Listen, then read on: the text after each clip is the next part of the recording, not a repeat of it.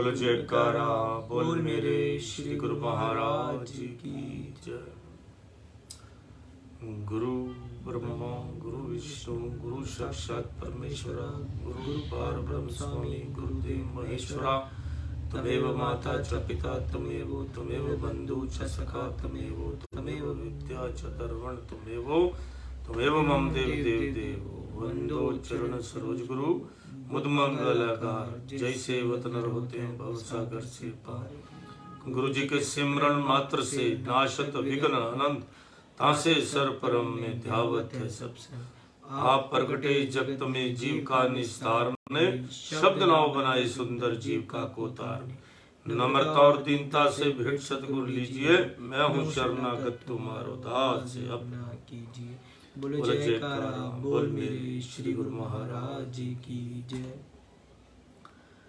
आज 21 फरवरी 2023 वार मंगलवार हम अमृतवाणी सेवा ट्रस्ट एवं श्री हरिहर सत्संग मंडल की तरफ से अपना दैनिक सत्संग आप लोग के सामने प्रस्तुत करते हैं। अमृत वचन।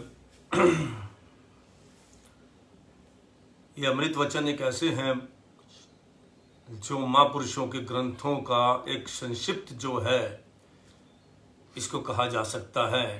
एक एक वचन जो है वो आपकी आत्मा को जो मैल चढ़ी हुई है उसको शुद्ध कर देगा, इस बात की गारंटी है।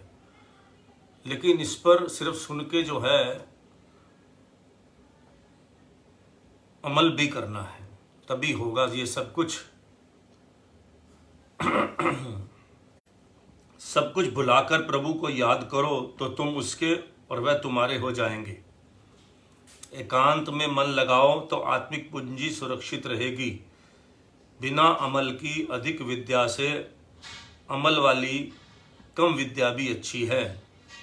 ऐसा कार्य मत करो जिसमें आत्मा को लाभ ना हो।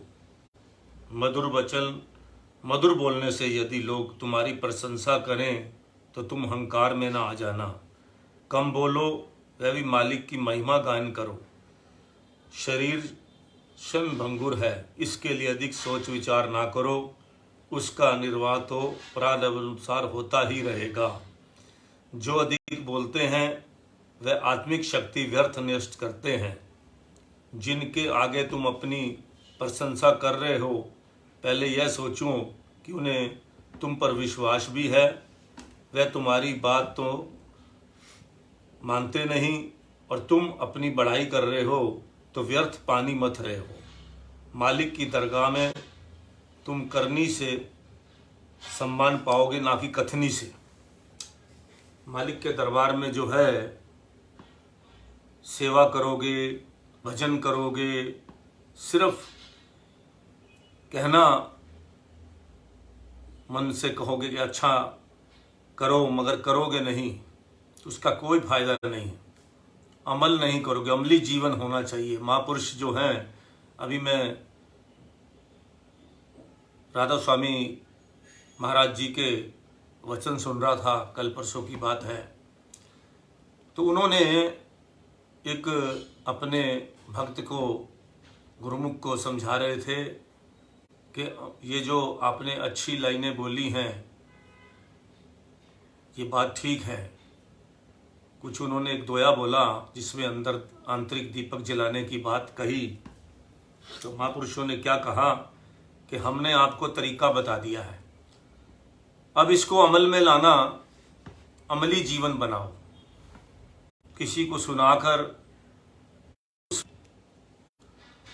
तो इसलिए हर सिस्टम को, जो भी ये इस वचन सुनो, अभी आपने सुना होगा, बिना अमल की अधिक विद्या से अमल वाली कम विद्या भी अच्छी है। कि जो भी काम करो, अब हम दवाई रख लें जेब के अंदर और कहे अनुसार डॉक्टर के खाएं कोई ना, और यही सोचें कि जेब में दवाई पड़ी है, ठीक हो जाएंगे। कहीं ऐसा लोग सोचते हैं, डॉक्टर दवाई लिख देता है, वो अपने खरीद के घर में रख लेते हैं और उसके बाद खाते नहीं। फिर डॉक्टर के सामने जाके हंसते हुए जब ज़्यादा बीमार हो जाते हैं, कहते हैं जी हमने तो दवाई तो लाए थे जी, खाई नहीं। तब डॉक्टर थोड़ा खाएगा आपकी दवाई को। खानी तो आपको पड़ेगी दवाई। अब दूसरी बात है, एक मैं थोड़ी आपको सामाजिक बात भी करना चाहता हूं जो मेरे मन में चल रही है।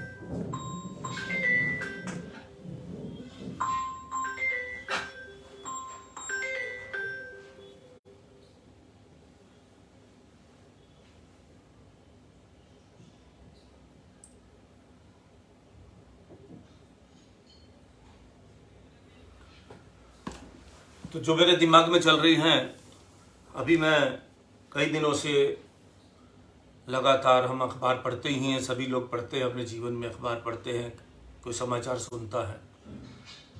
अभी आप देख रहे हैं कि जो बहुत बड़ी संख्या के अंदर देश में हमारे दिल्ली की अखबारें होती हैं, जब इसी में 3-4 खबरें ऐसी होती हैं तो आप पूरे देश की अखबारों का हिसाब लगा लो तो कितनी नेगेटिव खबरें आती हैं। अभी आप एक खबर पे जा रहे हैं कि लिव इन रिलेशनशिप के अंदर मर्डर हो रहे हैं। हम फॉरेन वालों की बातें तो समझ लेते हैं कि वो लोग लिव इन में रहते हैं, और फिर उसके बाद अपना उनको लग जाता है कि हम इस लड़की के साथ रह पाएंगे, या इस लड़की सोचती है मैं इस लड़के के साथ रह पाऊंगी, तो उसके बाद जो है उससे शादी कर लेते हैं। ये पश्चिमी सभ्यता को हम अपना तो लेते हैं मगर हमें अपनाना नहीं आता। हम इसको एक मिसयूज करते हैं अपने वासनाओं के लिए। मिसयूज कैसे हैं? एक टाइम में 2 लड़कियों के साथ, एक में तो रिलेशनशिप में रह रहे हैं और दूसरे में जो है ये हमारे बच्चे कर रहे हैं, दूसरे के साथ बातचीत चल रही है। ये अभी जितने मर्डर हुए हैं, टुकड़े टुकड़े हुए हैं लड़की के, 3-4 केस अभी देखे हैं, उससे शिक्षा लेनी चाहिए। अपने बच्चों को वॉच करो, कोई उनको सिखाएगा नहीं। हमारे हिंदुस्तान में ये बहुत बड़ी बात है, हमारे स्कूलों के अंदर नहीं सिखाया जाएगा बच्चों को ऐसी एजुकेशन। हमें हमारे स्कूल में भी एजुकेशन होनी चाहिए, धार्मिक एजुकेशन होनी चाहिए। हम क्या करते हैं, मैं आपको शुरुआत की बात बताता हूं। हमारा अट्रैक्शन क्या रहता है? शुरू में हमें देखता था नई दिल्ली स्टेशन पर जो है अंग्रेज लोग जो हैं अपना बाहर से विदेशी आते थे एयरपोर्ट पर, या हम देखते थे ताज एक्सप्रेस पे देखते थे कि विदेशी जो हैं किस तरह से अपनी हाथ में पानी की बोतल लेके घूमते हैं। अब हमें समझ नहीं आती थी ये पानी की बोतल लेके क्यों घूमते हैं। वो बाहर से आते थे और हम, क्योंकि हमारे इंडिया का पानी जो है, हम तो सीधा पानी पी लेते थे ट्यूबवेल का भी, जैसे भी हम बस स्टेशनों पर पानी जो है वो टूटी लगी होती थी पी लेते थे। हमने क्या किया, उस सिस्टम को हमने एक स्टाइल को समझने के लिए, भाई बोतल हाथ में पकड़ना एक स्टाइल है, वो स्टाइल नहीं था। उनका यहाँ का पानी सूट नहीं करता था, वो अपने पानी को अपना बिसलरी वाला पानी पीते थे। तो इसी तरह करके हम लोगों ने क्या किया, हम हर चीज को फॉलो करना शुरू कर दिया, जबकि हमें बिना सोचे समझे भेड़ो चाल कर दी हमने। ये खाते हैं जी, हमने वही खाना शुरू कर दिया और अपना सिस्टम को भूलते चले गए। आज वो दुखदाई हो चुका है सिस्टम। वो अगर इंडियन सिस्टम को एक्सेप्ट करते हैं तो 10 बार सोच के उसको एक्सेप्ट करते हैं।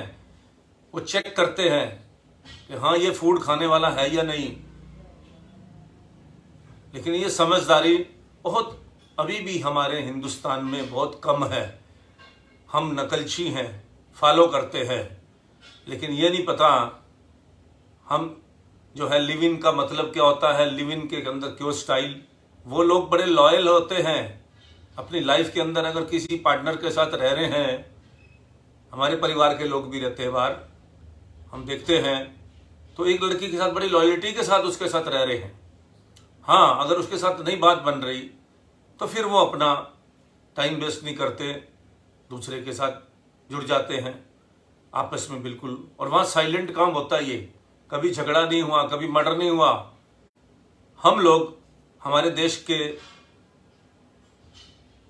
विद्वानों ने इस कानून को तो पास कर दिया, मगर इस कानून को पूरी तरह समझाया नहीं गया, और आज हमारे बच्चे उस चीज को भुगत रहे हैं। माँ बाप अपने बच्चों की तरफ ध्यान नहीं देते। आप फॉरेन की नकल करेंगे, आप कहीं भी स्टैंड नहीं कर सकते। वहां माँ बाप अपने बच्चों को 16-18 साल की उम्र तक पूरी वॉचिंग में रखते हैं, और हम अपने बच्चों को बिल्कुल वॉच नहीं करते, उसके उनके प्रति लापरवाह हो जाते हैं। और आज की जो हमारी नई मायाएं आ रही हैं, जो नई माताएं आ रही हैं, वो इतनी मॉडर्न है, वो अपना ही ध्यान रखती हैं, या अपने जो फादर हैं वो अपना कमाने में ध्यान रखते हैं, या जो भी करते हैं, वो ये नहीं देख रहे हमारे बच्चे जो क्या करने वाले हैं, किस तरफ जा रहे हैं। हर आदमी अपने अपने फोन को लेकर अलग अलग कमरों में बैठ जाता है। हर बंदे को एक कमरा चाहिए, हर बच्चे को एक कमरा चाहिए। आज ये बहुत बड़ी प्रॉब्लम खड़ी हो चुकी है। बच्चे एकांत में अपने अपने फोन लेकर, अपने अपने लैपटॉप लेके, अपने अपने सिस्टम को लेके क्या कर रहे हैं, किसी को कुछ पता नहीं। और जब रिजल्ट्स आते हैं बाद में, जब बुरे रिजल्ट्स आते हैं, तब पता लगता है कि हमारे बच्चे क्या कर रहे थे। उस समय हमारे हाथ में कुछ भी नहीं होता, हम अपने सिस्टम को खराब कर चुके होते हैं। आज पूरे देश में ये सिस्टम खराब होता जा रहा है। बच्चों को अपने संस्कारों से दूर नहीं होना चाहिए। आज मैं आपको एक कथा सुनाता हूं, जो मैंने अभी ताजा, बड़ी शिक्षा मिलती है इन बातों से। एक पतंग उड़ा रहे हैं बच्चों ने पतंग उड़ा रहे हैं, माँ बाप पास में खड़े हैं। तो बच्चा कहता है, बहुत ऊंची पतंग चली गई उनकी, पूरी जो है धागा भी खत्म होने वाला था। तो बच्चे ने माँ से बाप से पूछा कि अगर पतंग तोड़ दें, बहुत ऊंची चली गई है। तो उन्होंने कहा, बेटा तोड़ के देखो। पतंग की डोर तोड़ दी गई। एक बार तो पतंग हल्की सी ऊपर गई, उसके बाद पतंग नीचे आ गई, आके वो जमीन पे गिर गई, डोर लूट ली गई, पतंग फट गई या लूट ली, जो भी हो गया, खत्म हो गया, उसका वजूद खत्म हो गया। तो माँ बाप ने दिखाया बच्चे को कि देखो, तुम सब आजाद रहना चाहते हो, आजादी भी इतनी अच्छी नहीं है। ये पतंग तब तक उड़ रही थी जब तक ये कंट्रोल में थी, और कंट्रोल से बाहर होने के बाद इसने अपने आप को बंधा हुआ समझा, तुमने काट दिया धागा इसको आजाद कर दिया। और आजादी का क्या नुकसान हुआ? खत्म हो गई, भविष्य खत्म, सिस्टम खत्म। तो इसका मतलब यह है कि हमें, माँ बाप को भी अपने बच्चों को अगर बहुत ऊंचा उड़ते हुए देखना चाहते हैं, अपना बहुत अच्छा, तो उनको शिक्षा अपने साथ, अपने अच्छी संस्कारों के साथ, हमें बड़े होने के बाद भी अपने संस्कारों के साथ बंधा रहना चाहिए, तभी हम ऊंचाई पर जा सकेंगे। अगर हम उस पतंग की तरह कट गए, फट जाएंगे, लुट जाएंगे। भगवान अगर आ गए, हम सोचते हैं कि भगवान ऐसा नहीं कर रहा, भगवान ऐसा नहीं कर रहा।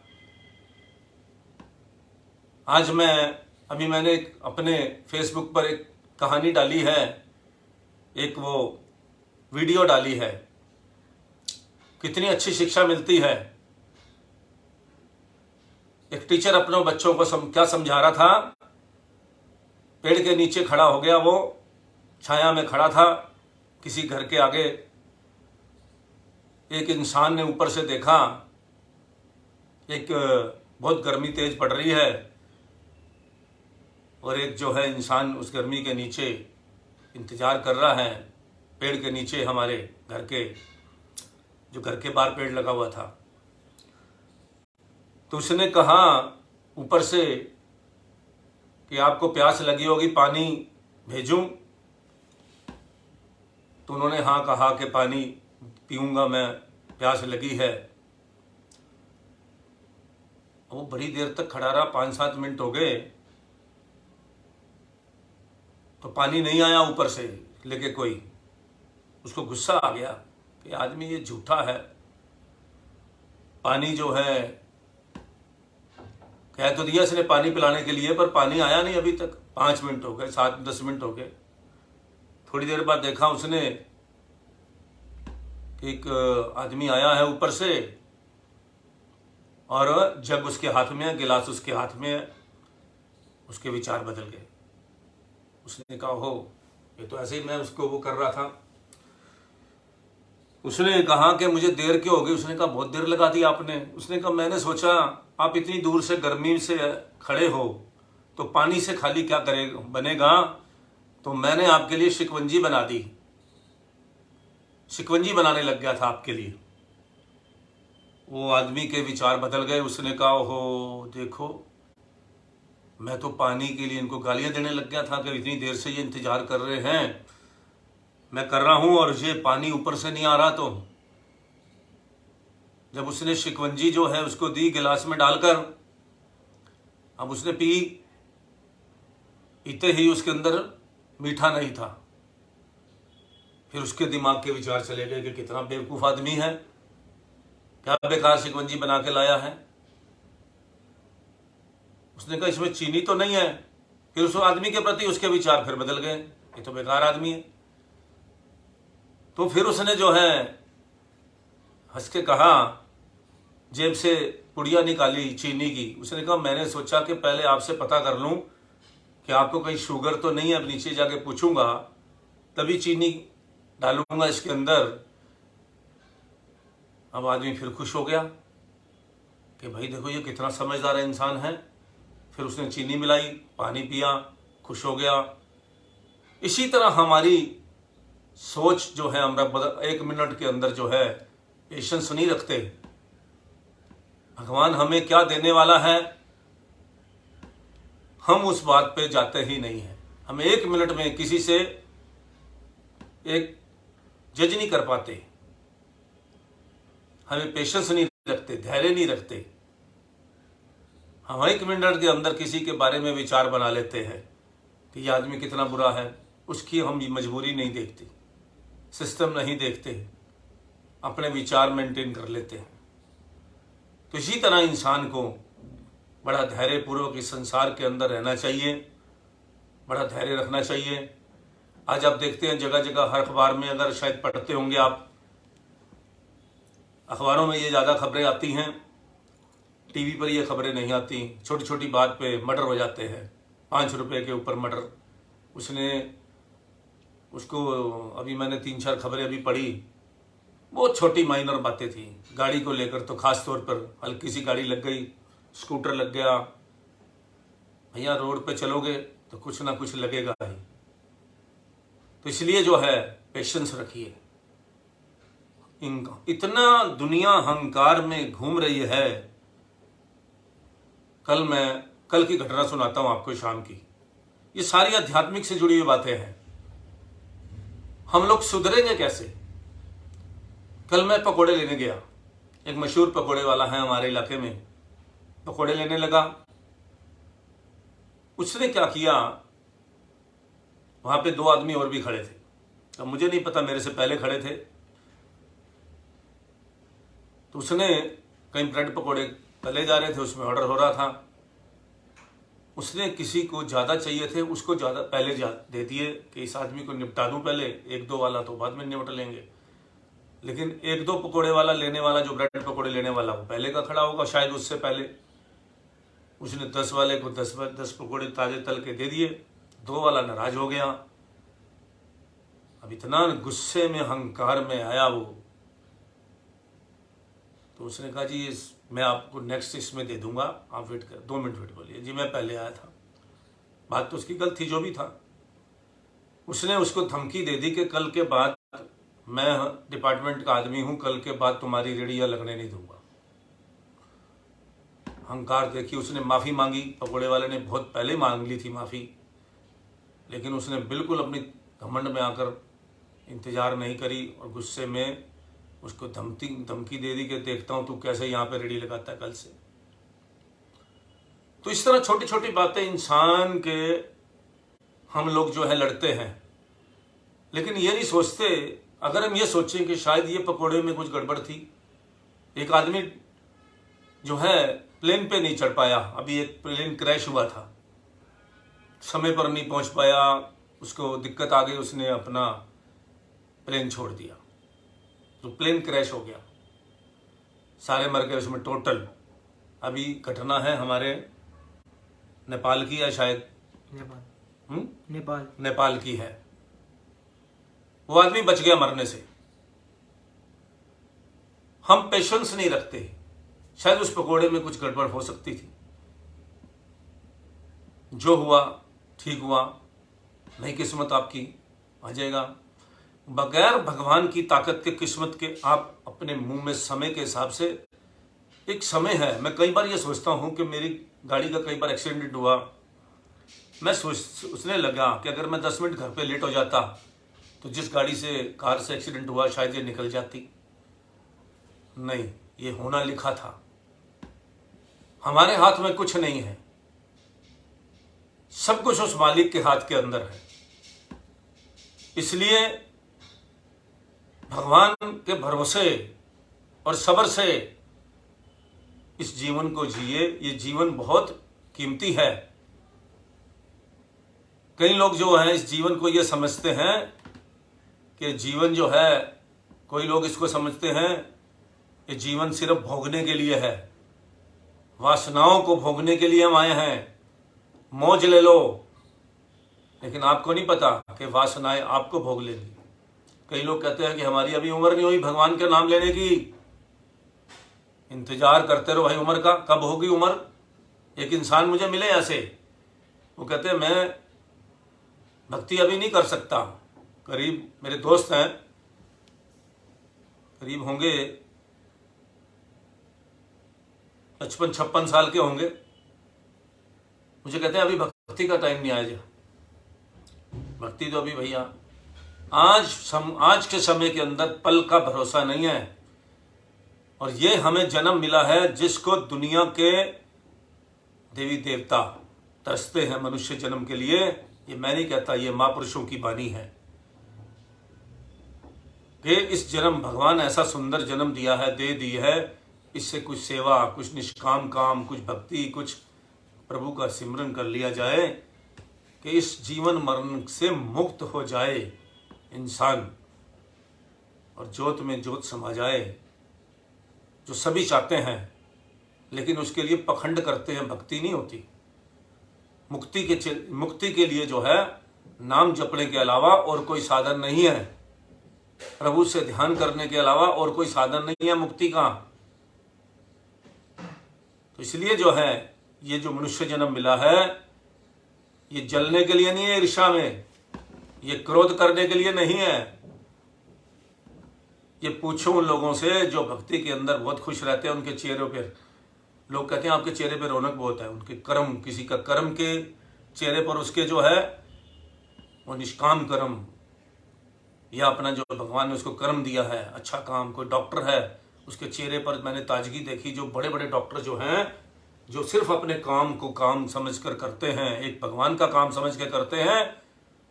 क्योंकि भगवान गीता में क्या लिखते हैं कि हर काम मेरे सुपुर्द करता हुआ कर। तो तुम्हें किस चीज की चिंता है। मालिक कहता है अच्छा है बुरा है सब मेरे सुपुर्द कर दे, जो हुआ अच्छा हुआ, जो होगा वो भी अच्छा होगा। भविष्य की चिंता मत करो, वर्तमान चल रहा है। तो भगवान ने, कृष्ण भगवान जी ने गीता में सभी लिखा है, गुरु नानक देव जी ने सभी लिखा है, फिर भी हम जो है इन चीज़ों को फॉलो नहीं करते। तो अब अनंत सिंह आपको आगे का सत्संग सुनाएगा। सत्संग, मन को वश करने का उपाय। मन के हारे हार है, मन के जीते जीत। पार ब्रह्मा प्रभु पाइये मन ही के प्रतीत। मनुष्य के मन का स्वभाव है कि वह माया के सामान देखकर चंचल हो उठता है। संत महात्मा मन की चंचलता को दूर करने के लिए तथा मायावी पदार्थों की ओर पीढ़ करने की युक्ति बताते हैं। केवल रूहानी संत सद्गुरु ही भजन अभ्यास का साधन बताने में समर्थ होते हैं। जब मनुष्य के मन का झुकाव भजन अभ्यास की ओर हो जाता है तब उसकी चंचलता समाप्त हो जाती है। वैराग्य के चाबुक से ही यह मन नियंत्रण में आ सकता है। वैराग्य का अर्थ है विषय विकारों से मन की उपरात्मा।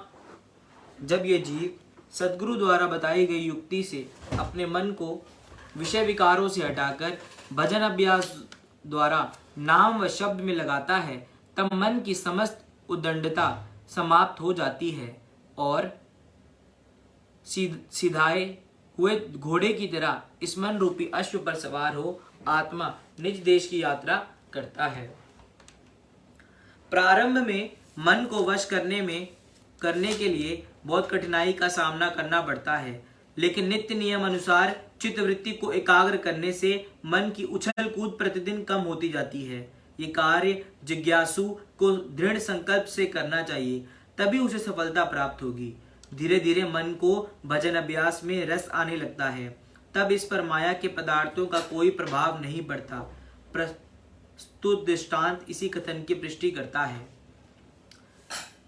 वृतांत है कि सिकंदर का पिता बादशाह फिलिप्स घोड़े की सवारी का बड़ा शौकीन था, इसलिए उसने अपनी गुड़शाला में अच्छे से अच्छे घोड़े रखे हुए थे। चूंकि उन दिनों आधुनिक युग की भांति युद्ध के सामान atom bomb, tank, machine gun, बारूद आदि कुछ नहीं हुआ करते थे, प्रत्युत हाथी घोड़ों पर सवार हो मैदान में आमने सामने होकर तलवारों से ही लड़ना होता था। इसी विचार से ही उस समय के राजा लोग अपनी सेना में अच्छे अच्छे शस्त्र और बढ़िया जाति के घोड़े जो फुर्तीले तथा तीव्र गति से चलने वाले होते थे सदैव इकट्ठा करने के लिए प्रयत्नशील रहा करते थे। इसी सिद्धांत अनुसार बादशाह फिलिप्स भी ऐसा करता था। एक बार अरब देश का सौदागर एक सुंदर घोड़ा लेकर फिलिप्स के दरबार में उपस्थित हुआ। बादशाह ने खुश होकर वह घोड़ा खरीद लिया और सौदागर को उचित दाम देकर घोड़े को अपने अस्तबल में भिजवा दिया। दूसरे दिन अपने सवारों से कहा कि इस घोड़े को खुले मैदान में ले जाकर परखो कि ये अपनी आकृति के अनुरूप गुण भी रखता है या नहीं, ताकि इसे सवारी के लिए तैयार किया जाए। बादशाह की आज्ञा अनुसार दूसरे दिन सवार उस घोड़े को लेकर मैदान में पहुंचे। घोड़े को परखने के लिए एक सवार जो ही उस पर चढ़ा त्यों ही घोड़ा आपे से बाहर हो गया तथा सवार को नीचे गिरा दिया। तत्पश्चात घोड़ा इधर उधर भटकने लगा। बड़ी मुश्किल से उसे पकड़कर बांधा गया। इसके बाद अन्य शाही सवार उस पर चढ़ा तो उसकी भी वही दशा हुई। इसी प्रकार जब 5-7 शाही सवार चोटें खाने के उपरांत भी असफल रहे तो वह सूचना बादशाह तक जा पहुंची। बादशाह सोचने लगा कि कोई अच्छे से अच्छा सवार मिले जो इस घोड़े को हमारे योग्य बना सके, क्योंकि देखने में यह घोड़ा अन्य अश्वों से बिल्कुल अनोखा, निराली चाल ढाल का वह अति सुंदर था। अतः बादशाह इसे छोड़ना भी ना चाहता था। उसने कई बलवान व चतुर सरदार इस कार्य के लिए नियुक्त किए, परंतु अंत में वह भी घोड़े द्वारा प्रताड़ित किए जाने पर निराश हो गए। उन्हें भी बादशाह के समक्ष लज्जित होना पड़ा। भाव ये कि वह घोड़ा किसी के नियंत्रण में ना आ सका। फलतः बादशाह उद्विग्न व स्तब्ध सा हो गया। सोचने लगा कि मैं इतने बड़े साम्राज्य का मालिक हूँ, पर आज एक साधारण से पशु को वश में करने के लिए हमारी सेना में से कोई वीर योद्धा ना निकला। इस कारण संसार हमें कायर व निर्बल ना कहेगा तो क्या कहेगा। बादशाह सवारों से इसी विषय में वार्तालाप कर रहा था कि उसी समय उसका पुत्र सिकंदर आया। घोड़े की वार्ता सुनकर उसने प्रार्थना की, पिताजी, मैं स्वयं इस घोड़े को सिद्ध करने का प्रयास करूंगा। यह कार्य मुझे सौंप दीजिए और कुछ दिन का अवकाश भी दिया जाए। देखता हूं ये कैसे वश में ना होगा। पुत्र की बात सुनकर पिता ने निराशा से कहा, जहां इतने बड़े बड़े योद्धा हार मान गए, फिर वहां तेरी क्या बिसात। ये घोड़ा तो अपने ऊपर किसी को सवार होने ही नहीं देता, इसलिए तू क्यों व्यर्थ में अपनी जान खतरे में डालता है। परंतु सिकंदर के दृढ़ विचारों ने पिता को विवश कर दिया अंततः उसने इस काम के लिए पुत्र को प्रसन्नतापूर्वक विदाई दे दी और सिकंदर को घोड़े की लगाम थमा दी। दूसरे दिन पूरी तैयारी की गई। इसके साथ ही बादशाह ने कुछ सैनिक अंगरक्षक के रूप में इसके साथ कर दिए। सिकंदर विचारवान, होनहार, अत्यंत गंभीर व साहसी था। अतएव उसने सर्वप्रथम घोड़े की चाल ढाल व उसके उछलने व कूदने के कारणों को बड़ी सूझबूझ के साथ विचारा। अंत में सिकंदर इस परिणाम पर पहुंचा कि यह घोड़ा अपनी ही छाया से भयभीत होता है। इस विचार को उसने अपने हृदय में बिठा लिया और एक खुले मैदान में जाकर घोड़े की कमरबंद को अच्छी तरह से जकड़ लिया। बागों को अत्यंत दृढ़ता व सावधानी से हाथ में थाम झट उस पर सवार हो बैठा और शीघ्र ही घोड़े का मुंह सूर्य के सम्मुख करके तेजी से दौड़ना शुरू कर दिया। इस प्रयत्न से घोड़ा हवा से बातें करने लगा। बागों को तनिक भी ढीला न छोड़ता। घोड़ा अपनी पुरानी आदत के अनुसार इधर उधर होने का प्रयास करता, किंतु चतुर सिकंदर ने तो पूर्व ही उसकी प्रकृति का ज्ञान प्राप्त कर उसे वश में करने का कार्यक्रम बना लिया था। अंत में जब घोड़ा दौड़ते दौड़ते शांत हो गया, तब उसने दौड़ना बंद कर दिया। घोड़ा थक कर चूर हो चुका था। अब सिकंदर घोड़े से नीचे उतरा और उसका पीठ सहलाने लगा। इस प्रकार निरंतर 7 दिन तक ये कार्यक्रम चलता रहा। पहले तो सिकंदर घोड़े को सूर्य के सन्मुख दौड़ने का प्रयास करता रहा, फिर आगे पीछे दाएं बाएं पुनः चारों दिशाओं की ओर घुमाकर दौड़ने का अभ्यास करा कि उसे पूर्णतया अपने वश में कर लिया। बादशाह को जब घोड़े के नियंत्रण कर लेने की सूचना मिली तो वह स्वयं पुत्र की वीरता को देखने के लिए उस स्थान पर आया। आज मात खाए हुए सब सवार व स्वयं बादशाह अत्यधिक प्रसन्न हो रहे थे। पिता ने पुत्र की पीठ थपथपाते हुए पूछा, क्या तूने कोई जादू मंत्र के द्वारा इस घोड़े को सिद्ध किया है? आखिर इस चंचल घोड़े को वश में करने का क्या रहस्य है? सिकंदर ने उत्तर दिया, पिताजी, सर्वप्रथम मैंने इसकी चाल ढाल को देखकर तत्क्षण ही भांप लिया कि यह घोड़ा अपने प्रतिबिंब को देखकर ही डरता है। ये अपनी परछाई को भूत समझकर इधर उधर भागता है और इसी कारण ही ये अपने ऊपर किसी को नहीं टिकने देता। अतः मैंने इसकी प्रकृति से परिचित होकर प्रथम इसकी बागों को कसकर अपने हाथों में ले लिया। पश्चात उसका मुंह सूर्य के सामने किया, जिससे घोड़े की परछाई जिसे वह भूत समझता है ना दिखाई पड़े, प्रत्युत उसकी छाया उसके पीछे ही रहे। ऐसा करने से शनै शनै इसके मन से भूत का भ्रम जाता रहा और इसका चंचल स्वभाव भी परिवर्तित होता गया। अब इसको इतना साध लिया गया है कि चाहे जिधर भी इसे चलाना चाहे, बिना उछल कूद के सवार को उसको लक्ष्य की ओर ले जाएगा। जिस प्रकार घोड़ा अपनी छाया से डरकर उछल कूद करता है और सवार को आराम से नहीं बैठने देता, परंतु जब सूर्य के सन्मुख आता है तो उसका साया पीछे हो जाता है तथा उसको नजर नहीं आता, अतः वह भयभीत नहीं होता। उस समय सवार उसकी बागों को खींच कर चलाता है तो अपने लक्ष्य तक पहुंच जाता है। इसी प्रकार अगर जीव सूर्य रूपी सद्गुरु के सन्मुख जाता है तो उसे माया का भय नहीं रहता। उस समय अगर सद्गुरु के उपदेश द्वारा और भजन अभ्यास के नित्य नियम से जीव मन की बागों को अपने हाथ में कसकर चलाता है तो अपने वास्तविक लक्ष्य की प्राप्ति कर लेता है। इस मन रूपी घोड़े में जन्म जन्मों से विषय विकारों में रहने के कारण स्वार्थ व अपभाव के संस्कार जमा हो गए हैं तथा मलिन विचार इसमें भरे पड़े हैं। सिवाय मनुष्य योनि के अन्य किसी भी जन्म में इस मन को वश में नहीं किया जा सकता। मानव जन्म में यह जीव सद्गुरु की शरण में जाकर इसे वश में करने की युक्ति पूछ सकता है। यह जीव जो 84 लाख योनियों के चक्रव्यूह में उलझकर दुख उठा रहा है, इससे छूटने की कोशिश भी मात्र इसी जन्म में ही कर सकता है। बिना सद्गुरु की कृपा के इस मन पर विजय पाना कठिन है, क्योंकि इसका स्वभाव तो जीव को विषय विकारों की तरफ ले जाना है। जिस जीव को उत्तम भाग्यों से सद्गुरु की चरण शरण प्राप्त हो जाती है, ऐसे भाग्यशाली जीवों को सद्गुरु मन को वश में करने का उपाय बताते हैं। इसमें जीव को अपने मन के विचारों को सद्गुरु के अर्पण करना पड़ता है। उनकी आज्ञा व मौज में अपने जीवन को ढालना पड़ता है। जैसे कि संतों की वाणियों में कथन करती हैं, भक्ति की दात उस सेवक को ही मिलती है जिसने अपने मन की बागों को दृढ़ता से पकड़कर अपने मन को रुख सद्गुरु की तरफ कर लिया है। इसी का नाम गुरुमुक्ता है, इसी का नाम ही सेवक धर्म है और इसी का नाम ही अपने मनुष्य जन्म को सफल कर लेना है। भजन अभ्यास के साथ साथ वैराग्य वृत्ति का होना बहुत जरूरी है। जैसे कोई वैद्य या डॉक्टर अगर किसी रोगी को औषधि देता है तो उसके साथ में परहेज भी बताता है कि इन चीजों से परहेज रखना। ठीक इसी तरह से इस मार्ग में विषय विकारों व इंद्रियों के झूठे सुखों से बचने की बहुत कोशिश करनी है। जब संसार के सुख भोगों में उपरामता होगी तब मन भजन अभ्यास की तरफ आसानी से लगेगा। इसी नित्य प्रति के अभ्यास द्वारा मन की समस्त चंचलता दूर हो जाती है और जीव अपनी सुरती को ऊपर उठाकर नाम व शब्द में लीन कर सकता है। समय के पूर्ण संत सद्गुरु ही इस जीव को नाम व शब्द में लगाने का उपाय पूछना चाहिए। जब मन अच्छी तरह से भजन अभ्यास में लग जाएगा तब इसकी हालत बदल जाएगी। वैसे इन मन की शास्त्रों में कौवे में से तुलना की गई है, तब इसकी हालत बदलकर हंस के समान हो जाती है।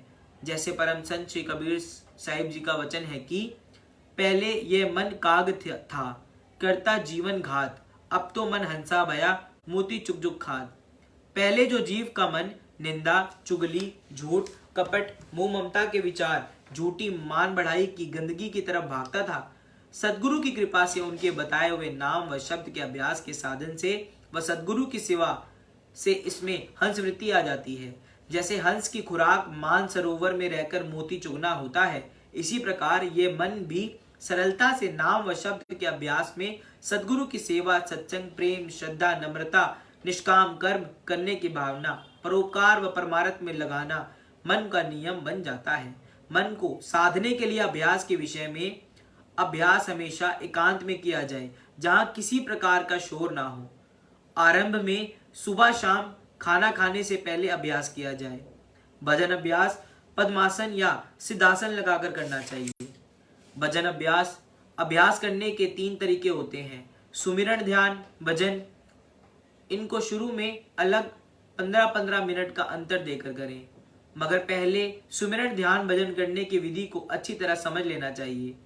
जो भोजन स्वभाव को चिड़चिड़ापन बनाए, रजोगुड़ी व तमोगुड़ी भोजन से परहेज रखें। सात्विक भोजन भी अल्प मात्रा में सेवन करें, जिससे शरीर हल्का बना रहे।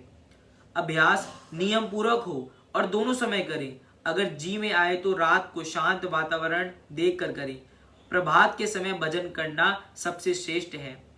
सादा जीवन और उच्च विचार, इच्छाओं पर हर समय दृष्टि रखनी चाहिए। मन की इच्छाओं को दिन प्रतिदिन कम करने की कोशिश करें। अपने सद्गुरु के वचनों को दृष्टि में रखें। सबसे ज्यादा लाभ सद्गुरु के वचनों से ही होगा। जोर से बातचीत करना, खिलखिलाकर हंसना, वाद विवाद करना हानिकारक है। ये मामूली सी कुछ एक बातें हैं जिनका ख्याल रखना अभ्यासी के लिए अत्यावश्यक है। बोलो जयकारा बोल मेरे श्री गुरु महाराज की जय। बोल साचे दरबार की जय। सत्संग श्री तृतीय पातशाही जी महाराज। प्रवचन। जिस तरह किसी के मन के विचार होते हैं, वैसा ही मनुष्य शक्ति प्राप्त करता है। यानी विचारों की धारा जिस भी कर्म में पूर्ण रूप से होगी, मन उसी काम में प्रवृत्त होकर उस वस्तु को प्राप्त करेगा। क्योंकि सुरती में अथाह शक्ति है। सुरती जिस ताकत को दृढ़ कर लेती है, वही रूप बन जाती है। मनमुख की कार्यवाही मनमति और शारीरिक सुख के लिए होती है, और गुरुमुख की कार्यवाही प्रेम, भक्ति, सद्गुरु की प्रसन्नता के लिए होती है। दोनों में अंतर केवल यही होता है कि गुरुमुख सेवा करता है, उसका ध्यान ख्याल सब सद्गुरु की प्रसन्नता के लिए होते हैं। सद्गुरु की प्रसन्नता के बिना गुरुमुख कुछ भी नहीं चाहता। गुरुवाणी में लिखा है कि ज्ञानी वही है जो गुरुमुख है। गुरुमुख को ही महापुरुषों ने ज्ञानी कहा है, जो सद्गुरु की आज्ञा मानता है। यदि कोई मनुष्य बहुत सी विद्या पढ़ ले और कंठस्थ भी कर ले एवं अपने आप को बड़ा ज्ञानी कहलावे, यदि स्वयं उस विद्या पर आचरण नहीं करता तो वह ज्ञानी नहीं है। जो जितना पढ़े उस पर आचरण करे। ध्यानी वही है जो अपनी सुरती को हर समय सद्गुरु के ध्यान में लगाए। अपनी सुरती को मोह माया की कैद में ना पड़ने दे। सुरती को आजाद रखने का प्रयत्न करे। यदि मनुष्य जन्म को पाकर सुरती को मायावी पदार्थों के एकत्र करने में गवा दिया, यदि काम, क्रोध, लोभ, मोह, अहंकार में सुरती उलझ गई, तो जीवन का क्या बना। यह सुरती को खो देना है। जिसने अपनी सुरती की संभाल की वही ध्यानी है। सुरती यानी ध्यान की धारा को सद्गुरु के शब्द में लगाने वाला ही पक्का ध्यानी है। अतएव गुरुमुख ही पूर्ण ज्ञानवान है और सार वस्तु को प्राप्त कर लेता है। प्रकृति का नियम है कि कोई ना कोई ख्वाहिश मनुष्य के मन में हर समय काम करती रहती है। वह भीतर ही भीतर धीरे धीरे उसके प्रबल होती रहती है। प्रत्यक्ष में चाहे ऐसा प्रतीत ना हो, किंतु जिस प्रकार की लगन या कामना जिसके अंदर में डेरा डाले हैं, वह मनुष्य स्वयं धीरे धीरे उसी का रूप बनता जाएगा। यह मत समझो कि एक दिन की किसी ख्वाहिश से या एक दिन के किसी मलिन पापमय संस्कार के कारण जीव अपनी वर्तमान दुख पूर्ण अवस्था को प्राप्त हुआ है। चिरकाल से जो विभिन्न प्रकार के मलिन संस्कार धीरे धीरे जीव के अंतर्मानस में एकत्र होते रहे हैं, वे ही प्रबलता को प्राप्त होकर आज जीव को व्यथित कर रहे हैं। धन पदार्थ प्राप्त करने की, सांसारिक सुख ऐश्वर्यों को पाने की, शरीर और इंद्रियों के विषयों की अथवा इस प्रकार की अन्य अनेकानेक कामनाएं मनुष्य जन्म जन्मांतरों से अपने मन में एकत्र करता आ रहा है, जिनके परिणाम स्वरूप वह आज दुखी और अशांत है। संसार काल और माया की रचना का खेल है। काल और माया जीव को 84 के चक्र और अपनी अधीनता में रखते हैं। जीव जन्म जन्मांतरों तक इनके बंधन में पड़ा रहा, लेकिन वास्तव में इस रचना से ना जीव को छुटकारा मिलता है और ना ही सुख शांति की प्राप्ति हो सकती है। अतः जीव दुख, अशांति और परेशानियों का शिकार बना रहता है। जीव को मनुष्य जन्म पाकर ऐसे कर्म करने चाहिए कि काल माया के चक्र व गुलामी से मुक्त होकर अपने घट में शांति तथा आनंद को प्राप्त कर सके। काम, क्रोध, लोभ, मोह, अहंकार आदि जो जीव शत्रु के हैं, बाहरी रूप से जीव को मित्र बने हुए हैं और आंतरिक रूप से इसे लूटते जा रहे हैं। जीव को रूहानी खुशी और आत्मिक आनंद से दूर करते हैं। अपने अज्ञानवश ही जीव इनको मित्र मान बैठा है। सद्गुरु इस भ्रम व भूल को सत्य मार्ग दर्शाकर दूर करते हैं, क्योंकि सद्गुरु ही जीव के सच्चे मित्र हैं। इसलिए जीव को भी सद्गुरु की आज्ञा व मौज में चलकर इन रूहानी शत्रुओं से बचने का प्रयत्न करना चाहिए। सद्गुरु की आज्ञा अनुसार भजन अभ्यास में सुरती को लगाकर अपने अंदर भक्ति भाव के संस्कारों को एकत्र करना चाहिए। बोलो जयकारा बोल मेरे श्री गुरु महाराज की जय। बोल साचे दरबार की जय। आज हम अपना दैनिक सत्संग यहीं पर समाप्त करते हैं। राम राम, जय सच्चिदानंद, सत श्री अकाल।